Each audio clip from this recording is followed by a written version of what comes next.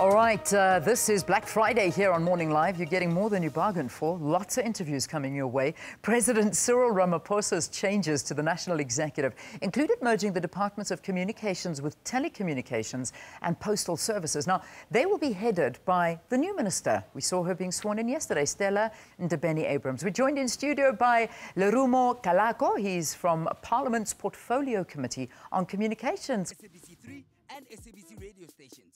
Brought to you exclusively by the SABC. What has been the general reaction to the new minister? I think it has been positive. In any case, she's not new to the field she is in now. She has been in the committee herself. She has been a whip of the committee herself and a deputy minister. So there's nothing new. She knows the field. She knows the problems. And I think working with the committee, she knows how to resolve the problems which are there. Yeah.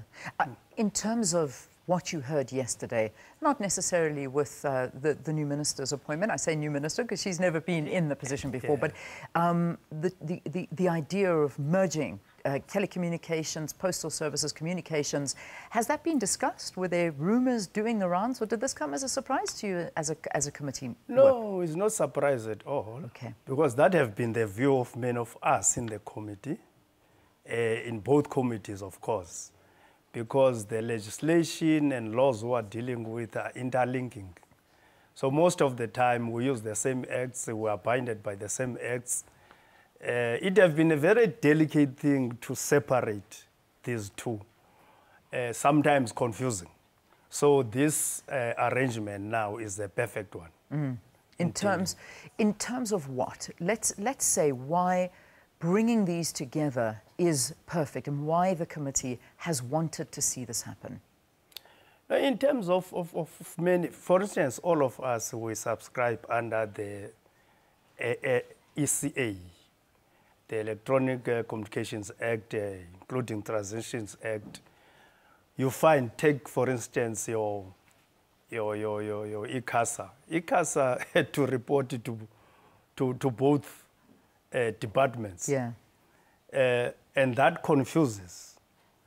But now, when they are under one roof, it's a streamlined reporting and streamlined programming, and even in policy-wise, policies were not that different. So now you are aligning the policies, the act, and even functions within the department. Mm.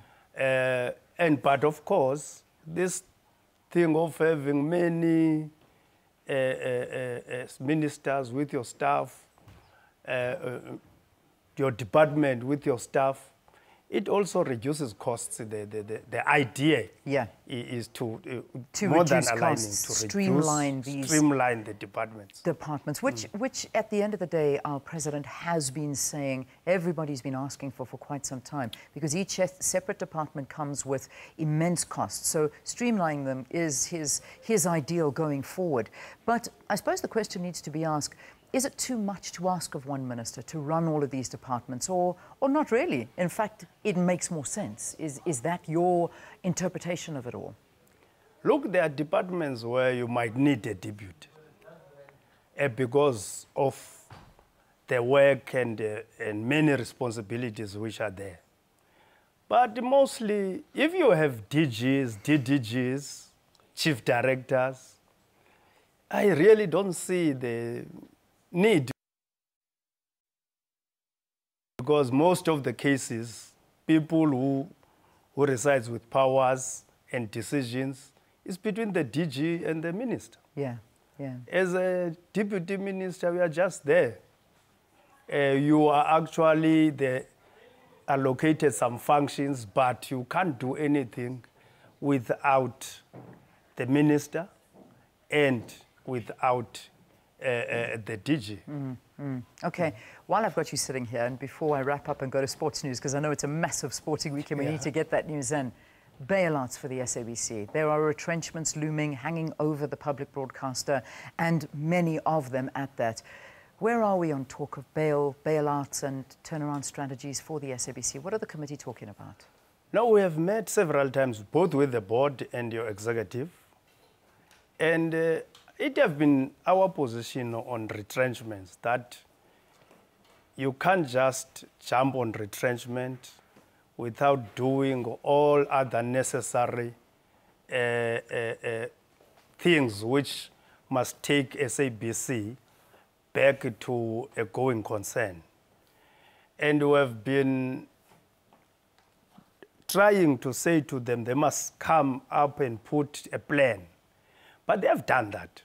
Turnaround strategy have been presented to us, and it's sound and good.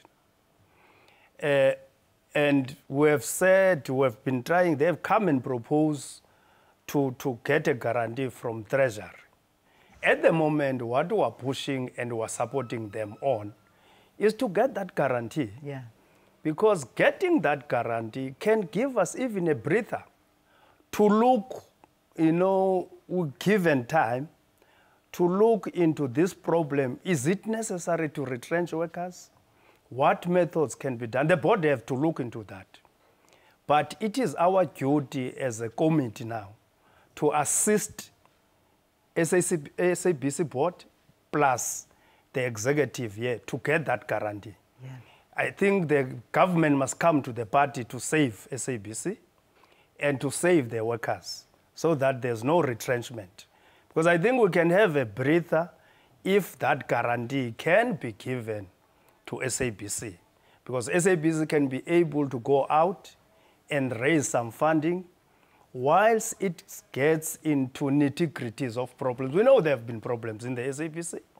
We know the problems that are there. We know the bloated, double roles in staff, what have happened. A heavy managerial space, all of those things. All those things have been in the report of Tuluma Donsela and even in our inquiry, SABC inquiry in Parliament. But you still believe that retrenchment is not the way to go. The former minister said that. I mean, she also was adamant that retrenchments are not the way to go, Nombolo Mokonyane, before she was moved off. Would this be the same stance? I mean, do you think you've worked with the new minister now on the committee, Stella Ndabeni-Abrahams? Would she share the same view that retrenchments are not the way to go? Well, I don't know her view will be because we are still going to meet with her.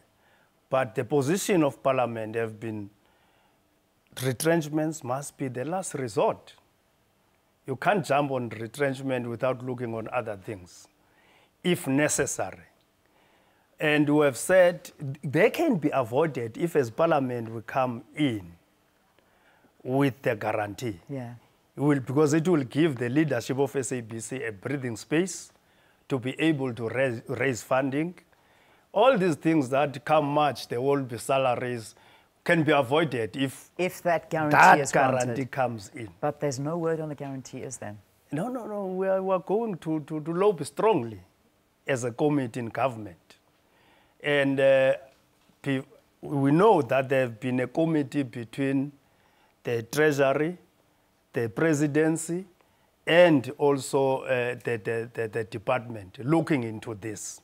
And we know the proposal have been forwarded to the minister's office, to the previous minister. I'm sure the minister now will take that up. Which she was party to formulating as well. This one? Yes. I'm not this one. Okay. Not this one. She was not there at that time. Okay. But I think she will look at it very favorably because she knows the field. Yeah.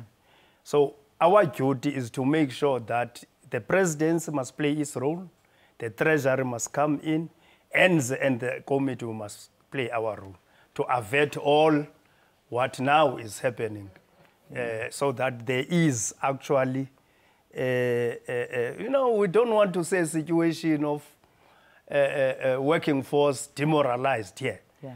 Must focus. We have a big task here at SABC. Elections are coming. If we don't solve this now, how do you expect all the workforce which is here to work during that period? Lerumo, we thank you very much for talking to us here on the program. You're so important that we even moved sports news to after the news headlines. Look at that.